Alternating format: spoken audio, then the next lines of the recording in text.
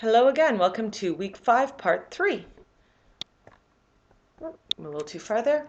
In this part we'll be looking at social media and advocacy and activism, and you will have an opportunity to provide an example of how an individual or company has used crowdfunding via the social media and advocacy activism example activity, which is due Monday, June 10th at midnight.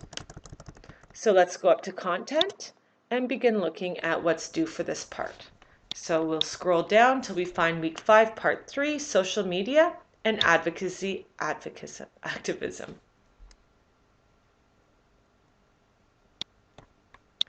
Here we're going to see this week's readings. We're going to begin again by looking at the introduction, reviewing what we're going to be doing in this section. Your learning objectives, you're going to be able to examine how activist advocacy groups and international development agencies are using social media. You're going to be able to define microphilanthropy and provide examples and determine challenges in using social media for development.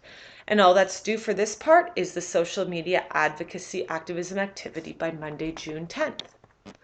You're going to do all of this week's readings so that you're able to answer this question. You're going to go to summary to get a synopsis of this week's learnings and references, and here you can click on the week 5 advocacy activist activity, which will bring you to the discussion board. And here you're going to have the question. Please post an example of how an advocacy activist or international development group has used social media. Please review your peers' postings first to see if you can try and find unique examples that have not already been provided. Pretty similar to last activity. You can Google this. You'll find information throughout this week's readings on these types of groups and examples. Once again, to add your message, you're going to select Compose, type your message, and place your answer in the body. And once you've done that, you hit post and you'll see your answer pop up. And that's all for week 5, part 3. We're winding down.